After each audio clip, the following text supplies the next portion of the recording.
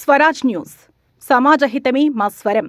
అతి తక్కువ కాలంలోనే అశేష ప్రేక్షకాదరణ పొందిన స్వరాజ్ న్యూస్. గ్రామాల్లో సమస్యలు ఉన్నాయా? ఆఫీసర్లకు చెబితే పనిచేయట్లేదా? మీ సమస్యలు అట్లనే పెండింగ్లో ఉన్నాయా? మీ దృష్టికి ఏదైనా సమస్య వచ్చిందా? ప్రజాహితం కోరే సమస్య ఏదైనా ఉంటే మాకు తెలపండి. డీటెయిల్స్, ఫోటోలు, వీడియోలు షేర్ చేయండి. మీరే మీ సమస్యకు ఫుల్ స్టాప్ పెట్టే రిపోర్టర్ కావచ్చు. సమస్య కనిపించిందా? వీడియో లేదంటే ఫోటోలు పంపించండి. దాన్ని మేము జనానికి చూపిస్తాం. Swaraj news WhatsApp number 9441623078. నమస్తే, స్వరాజ్ న్యూస్ కి స్వాగతం. ముందుగా హెడ్లైన్స్.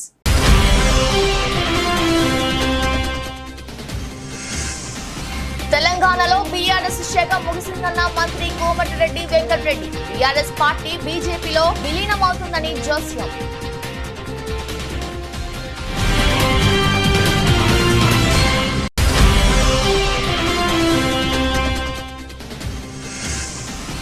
రాయలసీమలో హైకోర్టు కానీ హైకోర్టు బెంచి కానీ ఏర్పాటు చేయాలి. కేంద్ర రాష్ట్ర ప్రభుత్వాలకు విజ్ఞప్తి చేసిన ఏపీసీసీ మీడియా చైర్మన్ తులసిరెడ్డి.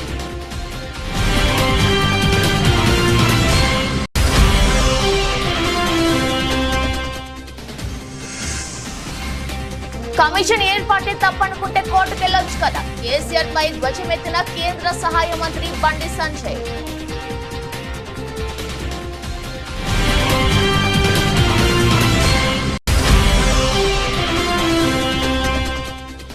తెనాలిలో అక్రమంగా గంజాయిని విక్రయిస్తున్న నిందితుల్ని అరెస్ట్ చేసిన పోలీసులు. గంజాయి నియంత్రణ కోసం ప్రత్యేక బృందాన్ని ఏర్పాటు చేసినట్లు తెలిపిన డీఎస్పీ రమేష్.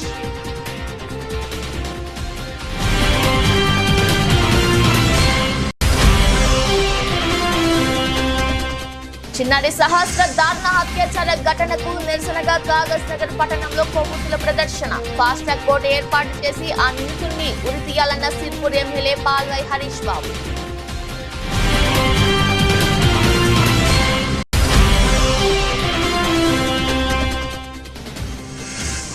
స్కాట్లాండ్ పై ఆస్ట్రేలియా థ్రిల్లింగ్ విక్టరీ. సూపర్ 8 కు ఇంగ్లాండ్. చివరి ఓవర్లో విజయం సాధించిన ఆసీస్.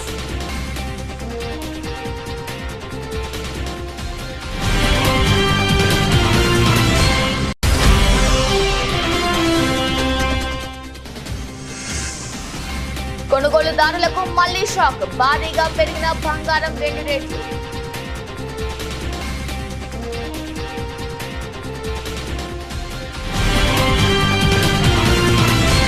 బీఆర్ఎస్ పార్టీ త్వరలో బీజేపీలో విలీనం కాబోతుందని మంత్రి కోమటిరెడ్డి వెంకటరెడ్డి ఆసక్తికర వ్యాఖ్యలు చేశారు. తెలంగాణలో బీఆర్ఎస్ పార్టీ పని అయిపోయిందన్నారు. ఆయన మీడియాతో మాట్లాడుతూ కేసీఆర్ ప్రగతి భవన్, ఫామ్ హౌస్ కి పరిమితమయ్యారని ఎద్దేవా చేశారు. తెలంగాణలో బీఆర్ఎస్ శాఖ ముగిసిందని, హరీష్ రావుకు కాంగ్రెస్ పార్టీని విమర్శించే నైతిక అర్హత లేదన్నారు. కాళేశ్వరం ప్రాజెక్టు మిషన్ భగీరథలో కోట్లాది రూపాయల అవినీతిని జరిగిందని ఆరోపించారు. కేసీఆర్ ముఖ్యమంత్రిగా ఉన్నప్పుడు విద్య గురించి పట్టించుకోలేదన్నారు. కూలిపోయిన కాళేశ్వరం ప్రాజెక్టుని గాలికి వదిలేశారని విమర్శించారు. కేసీఆర్ దక్షిణ తెలంగాణను చిన్నచూపు చూశారన్నారు. అందుకే సార్వత్రిక ఎన్నికల్లో బీఆర్ఎస్ ఒక్క సీటు గెలుచుకోలేకపోయిందన్నారు. ఇచ్చిన మాట ప్రకారం తాము ఆగస్టు 15 నాటికి 2 లక్షల రుణమాఫీ చేస్తామని పేర్కొన్నారు. ఒక ప్రధాన న్యాయమూర్తిగా పనిచేసిన వ్యక్తి, నిజాయితీ మారుమేరుగా మచ్చలేని వ్యక్తి, ఆయన జడ్జిమెంట్ దేశంలోనే చారిత్రాత్మకమైన జడ్జిమెంట్. నరసింహారెడ్డి విచారణ కమిషన్ రద్దు చేయాలంట. అంటే మీరు ఎన్ని తిన్నా కానీ వదిలిపెట్టమని అంటారు. గొర్రెల్లో ఇప్పుడు 700 కోట్లు గొర్రెల్లో తింటే సెంట్రల్ గవర్నమెంట్ ఇప్పుడు ఈడీ స్కామ్ ఈడీ ఎంక్వైరీ నడుస్తుందా లేదా? కవిత ఆ రోజు 1100 కోట్లు ఇవాళ ఢిల్లీ ప్రభుత్వానికి కేజ్రీవాల్ తోని గుమ్మకైతే ఇవాళ కేజ్రీవాల్ కవిత ఢిల్లీలో జైల్లో ఉందా లేదా?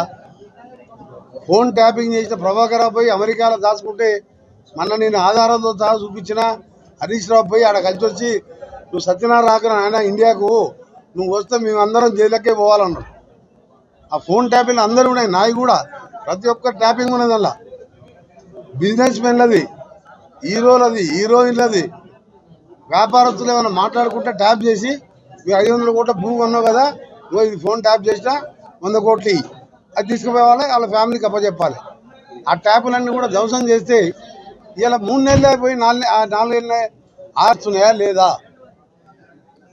నాకు ఆధారాలతో సహా తెలుసు వారు ఎవరెవరితో మాట్లాడుతూ నేను సంగతి. ఎందుకంటే ఆ ఉన్న 36 మంది ఎమ్మెల్యేలు కాంగ్రెస్ పార్టీకి పోతారు.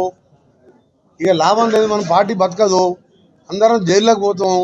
ఫోన్ ట్యాపింగ్లో ప్రభాకర్ రావు ఎప్పుడు వచ్చినా కానీ దాని మీద అందరూ ప్రణీతిరావు భుజంగరావు ఇప్పటికే అన్నీ చెప్పాను. మా ప్రభాకర్ రావు మా ముఖ్యమంత్రి చెప్పినట్టు చేసినామని. ఫోన్ ట్యాపింగ్ చేస్తే 7 ఏళ్ళు బెయిల్ రాదు, అందుకని ఆయన అక్కడ దాచిపెట్టిండు. ఇక్కడ విచారణ కమిషన్ వేసి జైల్లోకి పోతామని తెలుసు. 10-15 వేల కోట్ల తిన్నట్టు లెక్కలు.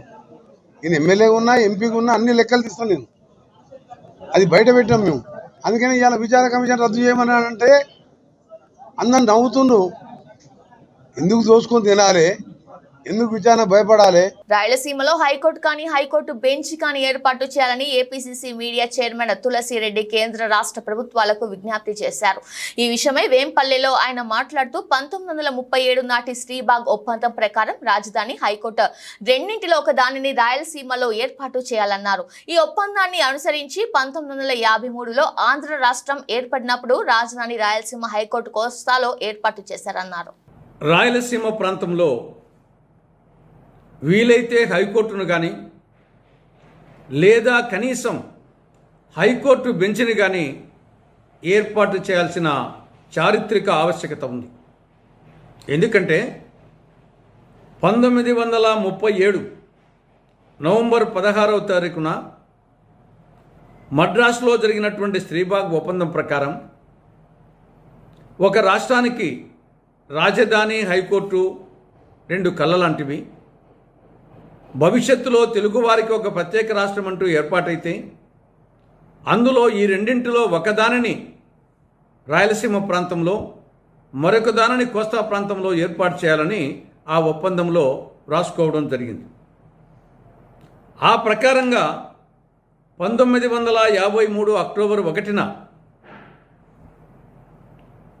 తెలుగువారి కోసం ఒక ప్రత్యేక రాష్ట్రం ఆంధ్ర రాష్ట్రం ఏర్పాటైనప్పుడు ఆ ఒప్పందాన్ని దృష్టిలో పెట్టుకొని రాయలసీమ ప్రాంతంలోని కర్నూలులో రాజధానిని, కోస్తా ప్రాంతంలోని గుంటూరులో హైకోర్టును ఏర్పాటు చేయడం జరిగింది. దాని తరువాత తెలంగాణతో కలిసి ఆంధ్ర రాష్ట్రము ఆంధ్రప్రదేశ్గా ఏర్పడినప్పుడు 1956 నవంబర్ 1న ఏర్పాటైనప్పుడు ఈ రెండు కూడా రాజధాని హైకోర్టు 2 కూడా హైదరాబాద్కు పోవడం జరిగింది. మళ్ళీ 2014 జూన్ 2న రాష్ట్ర విభజన జరిగినప్పుడు ఒకనాటి ఆంధ్ర రాష్ట్ర భూభాగంతోనే నవి ఆంధ్రప్రదేశ్ ఏర్పాటు కావడం జరిగింది. కాబట్టి ఆ ప్రకారంగా చూస్తే నవి ఆంధ్రప్రదేశ్లో రాజధాని హైకోర్టు విద్యుత్ కొనుగోళ్ల అంశంపై జస్టిస్ నరసింహారెడ్డి కమిషన్ కు మాజీ సీఎం కేసీఆర్ లేఖ రాయడం తెలిసిందే. తమపై కక్ష సాధింపు చర్యల్లో భాగంగానే ఈ కమిషన్ వేశారని, తనపై కమిషన్ చైర్మన్ ఇష్టం వచ్చినట్టు నోరు పారేస్తున్నారని కేసీఆర్ ఆరోపించారు. 10 ఏళ్లు ముఖ్యమంత్రిగా చేసిన తనకు ఆ వ్యాఖ్యలు బాధ కలిగించాయని తెలిపారు. కాగా కేసీఆర్ లేఖపై కేంద్ర సహాయ మంత్రి బండి సంజయ్ స్పందించారు. అసలు ఆ కమిషన్ ఏర్పాటే తప్పు అనుకుంటే కోర్టుకు వెళ్లొచ్చు కదా అని అన్నారు. కమిషన్ చైర్మన్ వైదొలగాలని బెదిరించడం ధిక్కారం కిందకే వస్తుందని తెలిపారు. జస్టిస్ నరసింహారెడ్డి కమిషన్ చట్టబద్ధంగా ఏర్పాటైందని, అటువంటి కమిషన్ ను తప్పు పట్టడం కేసీఆర్ కు సరికాదని హితవు పలికారు. తెలంగాణ ఉద్యమ వేళ జస్టిస్ నరసింహారెడ్డి ధైర్య సాహసాలను, నిబద్ధతను కొనియాడిన కేసీఆర్ ఇవాళ ఆయననే తప్పుపడుతున్నారని బండి సంజయ్ విమర్శించారు. కోర్టు పరిధిలో ఉన్న ఫోన్ ట్యాపింగ్ వ్యవహారంలో ఇష్టం వచ్చినట్టు మాట్లాడి న్యాయస్థానంతో చివాట్లు తిన్న కేసీఆర్ తన తప్పులు, అవినీతి, అక్రమాలను కప్పిపుచ్చుకునేందుకు ఎంతకైనా తెగిస్తాననేది ధ్వజమెత్తారు. తెనాలి ఆర్టీసీ బస్టాండ్ వద్ద అక్రమంగా 1.7 కేజీల గంజాయిని విక్రయిస్తున్న నిందితుల్ని 2 టౌన్ పోలీసులు అరెస్ట్ చేశారు. ఈ సందర్భంగా తెనాలి డీఎస్పీ రమేష్ మాట్లాడుతూ తెనాలిలో అక్రమంగా విక్రయిస్తున్న గంజాయి నియంత్రణ కోసం ప్రత్యేక బృందాన్ని ఏర్పాటు చేశామన్నారు. వెస్ట్ బెంగాల్ కు చెందిన మహమ్మద్ షఫీ కొంతమంది యువకుల సహాయంతో కాలేజీ, బస్టాండ్, హాస్టల్స్ దగ్గర విద్యార్థులకు గంజాయిని ప్యాకెట్ల రూపంలో విక్రయిస్తూ ఉంటాడని, ఈ నేపథ్యంలో తెనాలి ఆర్టీసీ బస్టాండ్ వద్ద గంజాయిని విక్రయిస్తుండగా 2 టౌన్ పోలీసులు చాకచక్యంగా పట్టుకొని అరెస్టు చేశారని తెలిపారు. అక్రమంగా గంజాయి వ్యాపారం చేస్తున్న వారి వెనుక ఎంత పెద్దవారున్నా ఉపేక్షించేది లేదని హెచ్చరించారు. గంజాయిని ఎవరు విక్రయించినా వారిని నగర బహిష్కరణ చేస్తామని స్పష్టం చేశారు.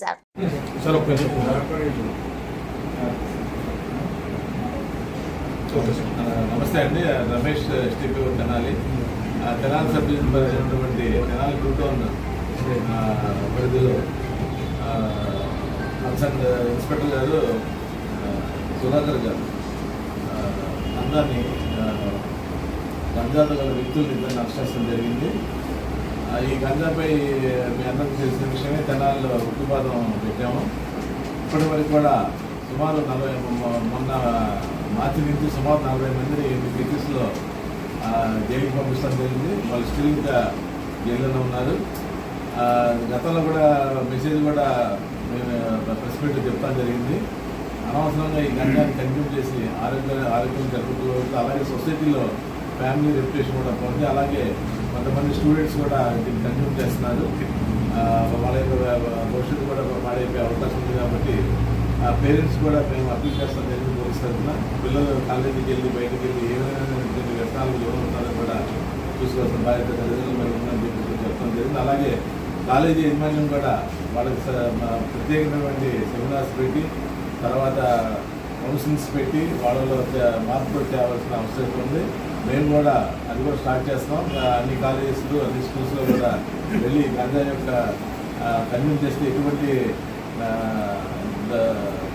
పరిణామాలు ఉంటాయని ఆరోగ్య విషయంలో పడేటువంటి సొసైటీలో ఉన్నటువంటి వ్యక్తులు అలాంటి దాన్ని కూడా ఎక్స్ప్లెయిన్ చేద్దామనే ఉద్దేశంతో అది కూడా ప్లాన్ చేస్తున్నాం. పబ్లిక్ నుంచి కూడా కొంత సమాచారం మాకు ఇవ్వాల్సిందిగా ఈ గంజాను అధికారంలో కావాల్సిన కోరుతున్నాం.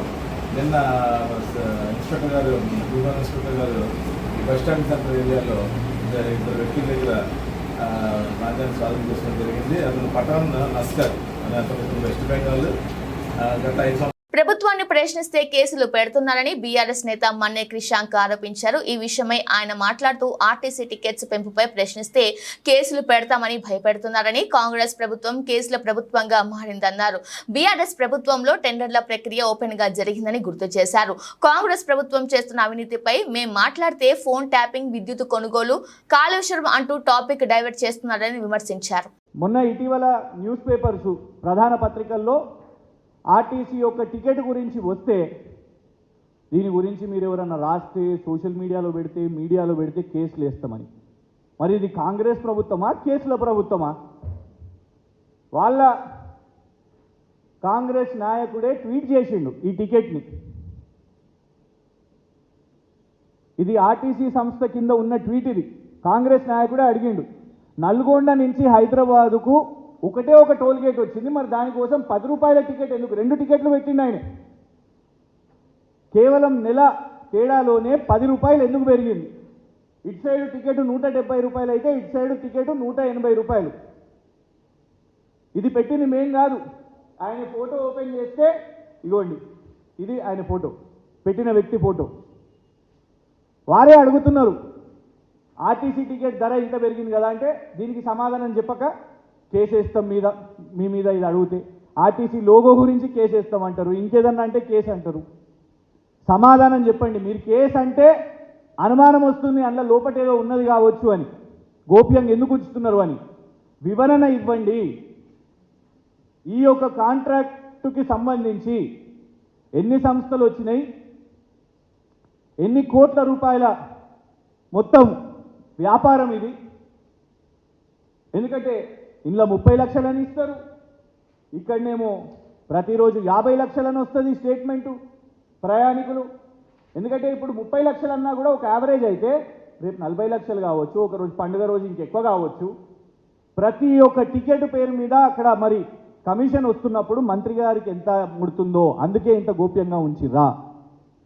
గతంలో కేసీఆర్ గారి ప్రభుత్వంలో అందుకే కదా టీఎస్ ఐపాస్ అయినా, టీఎస్ బీపాస్ అయినా, ఈ ప్రొక్యూర్మెంట్ అయినా, టీఎస్ అయినా కూడా నేరుగా ఎలాంటి హ్యూమన్ ఇంటర్ఫేస్ లేకుండా టెండర్ల ప్రక్రియలు జరిగినాయి, ఓపెన్గా జరిగినాయి.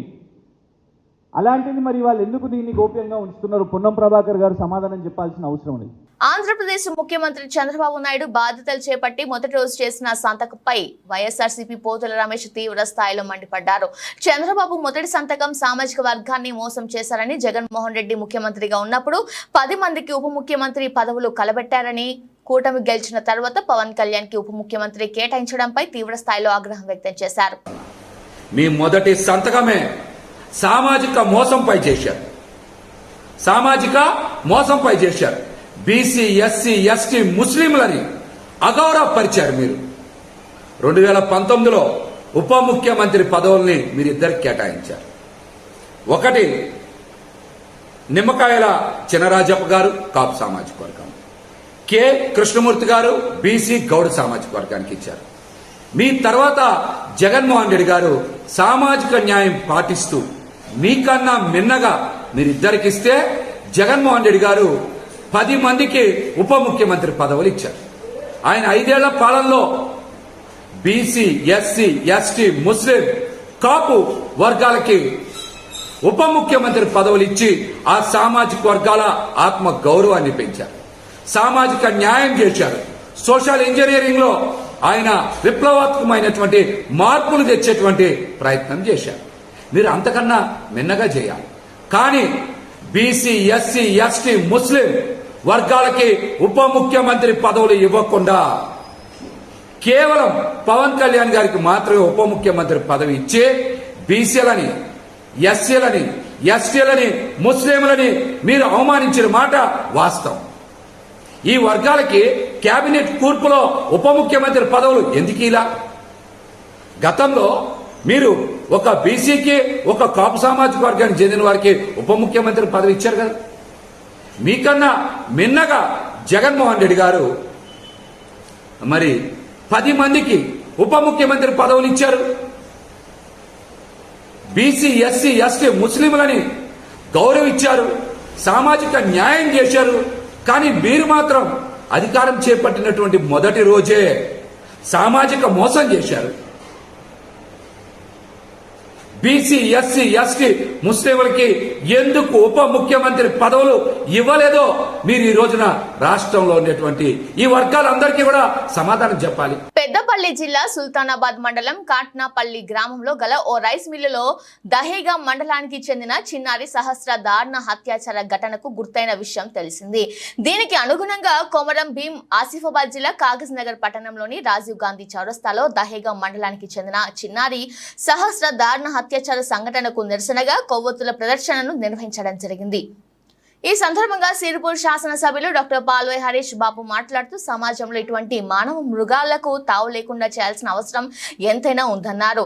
ఫాస్ట్ ట్రాక్ కోర్టు ఏర్పాటు చేసిన ఆ నిందితుడిని ఉరి తీయాల్సిన అవసరం ఉందని తెలియజేశారు. అలాగే ప్రభుత్వం సహస్ర కుటుంబ సభ్యులను అన్ని విధాలుగా ఆదుకోవాలని అన్నారు. సుల్తానాబాద్లో ఒక రైస్ మిల్లులో నిన్న జరిగిన దారుణ ఘటన సభ్య సమాజాన్ని తలదించుకునేలా చేసింది. దహేగా మండల కేంద్రానికి చెందిన కూలీ దంపతులు వారి బిడ్డ సహస్ర చిన్నారి 6 సంవత్సరాల పాపను అపహరించిన దుండగుడు అత్యాచారం చేసి చంపడం జరిగింది. వెంటనే మేము డిమాండ్ చేసేది ఏంటంటే ప్రభుత్వం వారి కుటుంబాన్ని ఆదుకోవాలి, అట్లనే నిందితుని కఠినంగా శిక్షించడానికి ఫాస్ట్ ట్రాక్ కోర్టు ఏర్పాటు చేసి ఆయన ఉరిశిక్ష పడే విధంగా చేయాలని డిమాండ్ చేస్తున్నాం. దాంతోనైనా ఇటువంటి దారుణమైన ఘటనలు పునరావృతం కాకుండా చూడవచ్చని మేము అనుకుంటున్నాము. కాబట్టి ప్రభుత్వం చొరవ తీసుకోవాలి, పోలీసు అధికారులు చొరవ తీసుకోవాలి. సమాజంలో ఇటువంటి పొరపాట్లకి, ఇటువంటి విపరీతమైన చర్యలు పాల్పడే వారికి స్థానం ఉండవద్దు అని విషయం గుర్తించాలి. కోర్టులు కూడా స్పెషల్గా ఈ విషయాన్ని గుర్తించి కఠినమైన శిక్ష విధించాలని డిమాండ్ చేస్తున్నాం. నారాయణపేట జిల్లా ఉట్కూరు మండలం చిన్నపొడ్ల గ్రామంలో జరిగిన హత్య భూ తగాదాల కారణంగా జరిగిందని ఎస్పీ యోగేష్ గౌతమ్ అన్నారు. శనివారం ఉట్కూరు పోలీస్ స్టేషన్లో ఏర్పాటు చేసిన విలేకరుల సమావేశంలో హత్యకు కారణమైన వారిని అరెస్టు చేసి మీడియా ముందు ప్రవేశపెట్టి హత్యకు దారితీసిన వివరాలను వెల్లడించారు. 2 కుటుంబాల మధ్య ఆస్తి పంపకాల్లో వచ్చిన విభేదాల కారణంగా దాడి చేసి సంజీవ్ను హత్య చేశారని చెప్పారు. నారాయణపేట జిల్లా ఉట్కూర్ మండలాల్ చిన్నపొడ్ల గ్రామంలో 13th ఆఫ్ దిస్ మంత్ ఆ రోజు మధ్యాహ్నం భూమి వివాద విషయంలో కుటుంబం మధ్యలోనే స్టెప్ బ్రదర్స్ వాళ్ళ మధ్యలో గొడవ జరిగినాయి. ఆ గొడవ జరిగిన వల్ల గువ్వాలి సంజీవ్ సన్ ఆఫ్ పెద్ద స్వరప్ప ఏజ్ 28 ఆక్యుపేషన్ వ్యవసాయం ఆయన చనిపోయారు. బేసిక్లీ ఆ 2 గ్రూప్స్లో ఇష్యూ ఏంటంటే నర్సప్ప ఒక వ్యక్తి, ఆయనకి 8 ఎకరాల భూమి ఉన్నది 9. సో దానికి ఆయనకి 2 భార్య సౌరమ్మ అండ్ తిప్పమ్మ. సౌరమ్మ నుంచి ఒకరు సన్, తర్వాత తిప్పమ్మ నుంచి ఇద్దరు సన్. సో అందరికీ ఈక్వల్ సమానం భాగంలో ల్యాండ్ ఇచ్చారు. కానీ ఫస్ట్ వైఫ్ వాళ్ళ కొడుకు మేము ఒక్కటే భార్య నుంచి వచ్చాం కాబట్టి నాకు సగం రావాల్సింది. బేసిక్లీ అండర్లయింగ్ ఇష్యూ, దానివల్ల ఇష్యూ స్టార్ట్ అయినాయి. గతం 2-3 ఇయర్స్ నుంచి ఇష్యూ నడుస్తూ ఉన్నది. ఆ మధ్యంలో చాలాసారి పంచాయత్ చేయడం జరిగింది. కాస్ట్ ఎల్డర్స్ తర్వాత పోలీస్ స్టేషన్లో కూడా పిలిచి మాట్లాడడం జరిగింది. లాస్ట్ ఇయర్ ఈ సంబంధంలోనే కూడా సేమ్ ఒకటి కేసు కూడా, ట్రెస్పాస్ కేసు కూడా చేయడం జరిగింది.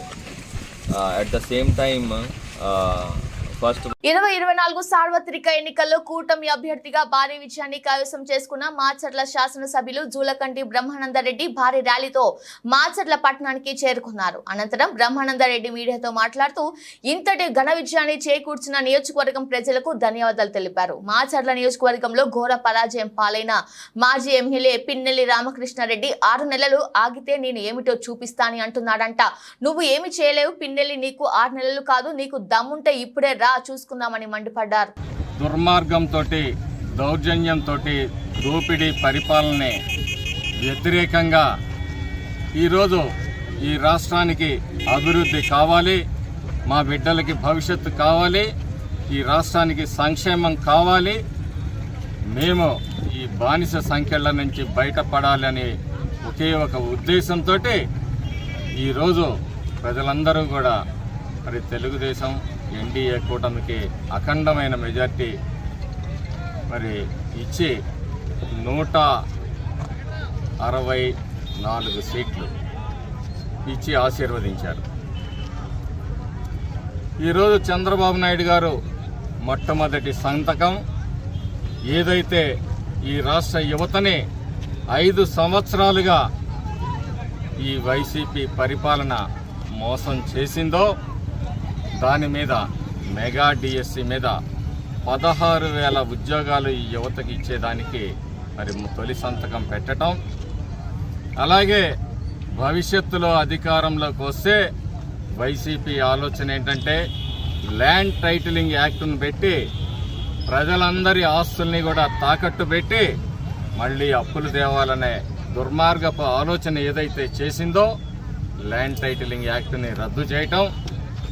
మూడవది మరి పేదలకి ఒక్కసారిగా 1000 రూపాయలు పెన్షన్ని పెంచుతూ ఎన్నికల ముందు ఏదైతే వాగ్దానం చేశారో పెరిగిన ధరలు మరి ఆర్థిక పరిస్థితుల్ని దృష్టిలో ఉంచుకొని పేదలందరికీ కూడా, అవ్వాతాతలందరికీ కూడా మొట్టమొదటి నెల జూలై నెలలో 7,000 రూపాయలు, తరువాత నుంచి 4,000 రూపాయలు ఇవ్వటానికి మరి తెలుగుదేశం పార్టీ మంత్రివర్గం చంద్రబాబు నాయుడు గారి నాయకత్వంలో నిర్ణయించింది. ముస్లింలు హిందూ యువకులపై చేసిన దాడికి పోలీసుల వైఫల్యానికి నిరసనగా మెదక్ పట్టణ సంపూర్ణ బంద్ కు బీజేవైఎం విశ్వ హిందూ పరిషత్ బజరంగ దళ్ పిలుపునిస్తున్నట్లు బీజేపీ జిల్లా అధ్యక్షుడు గడ్డం శ్రీనివాస్ తెలిపారు. ఆయన మాట్లాడుతూ వ్యాపార వాణిజ్య సంస్థలు ప్రజలు సహకరించాలని కోరారు. పట్టణ నాయకులు తదితరులు పాల్గొన్నారు. ఫస్ట్ మేము తెమాన్లో అయినప్పుడు ఒక బండి వచ్చింది, అందులో ఆవులు ఉన్నాయి, ఇవి ఎక్కడికి రాని అడిగినాం. వాడు ఒకటి వచ్చి కొట్టిండు, అది ఆపినందుకే కొట్టిరు. మనలో 15 మంది ఉండే, వాడు ఒక నెత్తి మీద కొట్టిండు, ఒకటి కొడిచిన పోయిండు. కత్తులు ప్రతి ఒక్క దగ్గర కత్తులు ఉన్నాయి, మేము కట్టెలు పట్టుకున్నాం. ఇప్పుడు ప్రతి ఒక్క పోలీసు వాడు వచ్చి గుంజేస్తుండు, ప్రతి ఒక్క నన్ను కూడా కొట్టిర్రు. వాళ్ళు పొడిచిన అయితే మనం ఊకునేది. ఏ ఒక్క గోమాతను కూడా రోడ్డు మీద నుంచి దాటనియాలి. ఇదే మా డిమాండ్. గోమాతను కట్ చేయొద్దు.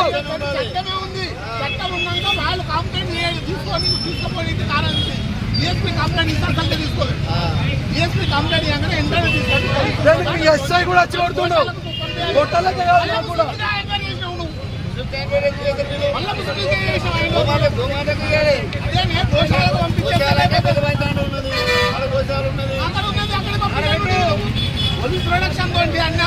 Natural star Nani, Priyanka Arul, Mohan SJ Surya, Sai Kumar తదితరులు నటిస్తున్న చిత్రం సరిపోదా శనివారం.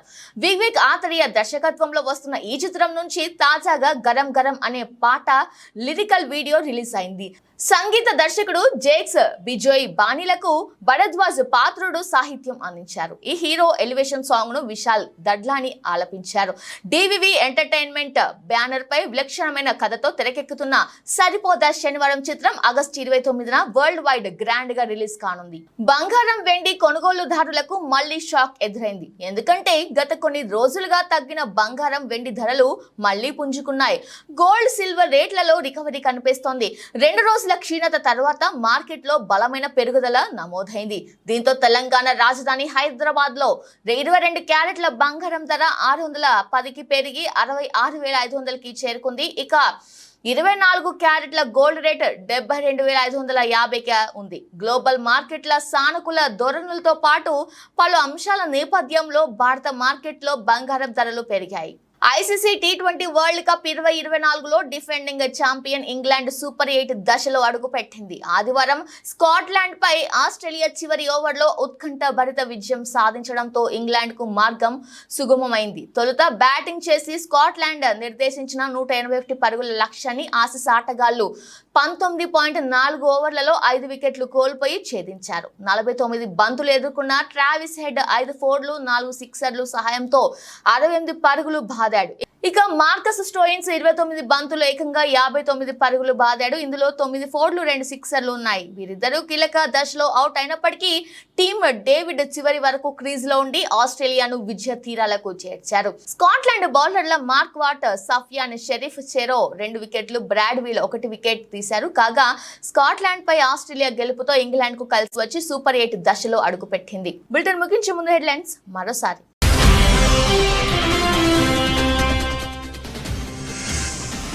తెలంగాణలో బీఆర్ఎస్ శాఖ ముగిసిందన్న మంత్రి కోమటిరెడ్డి వెంకటరెడ్డి. బీఆర్ఎస్ పార్టీ బీజేపీలో విలీనమవుతుందని జోస్యం.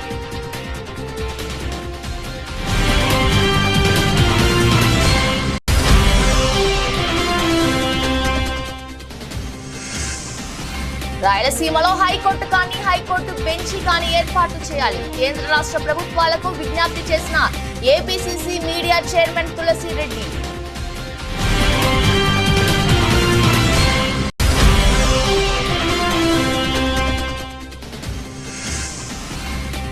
కమిషన్ ఏర్పాటే తప్పనుకుంటే కోర్టుకెళ్లొచ్చు కదా. కేసీఆర్ పై ధ్వజమెత్తిన కేంద్ర సహాయ మంత్రి బండి సంజయ్.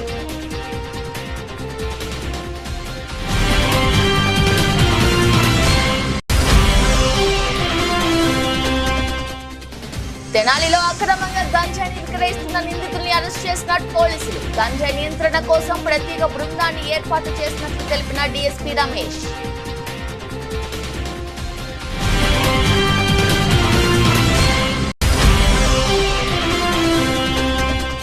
చిన్నారి సహస్ర దారుణ అత్యాచార ఘటనకు నిరసనగా కాగజ్ నగర్ పట్టణంలో కొవ్వొత్తుల ప్రదర్శన. ఫాస్ట్ ట్రాక్ కోర్టు ఏర్పాటు చేసి ఆ నిందితుల్ని ఉరితీయాలన్న సిర్పూర్ ఎమ్మెల్యే పాల్వాయి హరీష్ బాబు.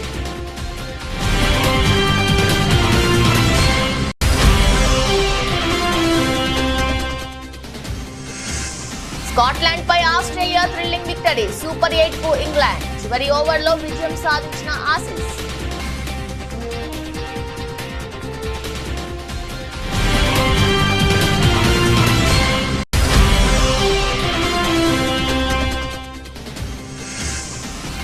కొనుగోలుదారులకు మళ్లీ షాక్. భారీగా పెరిగిన బంగారం వెండి రేట్లు.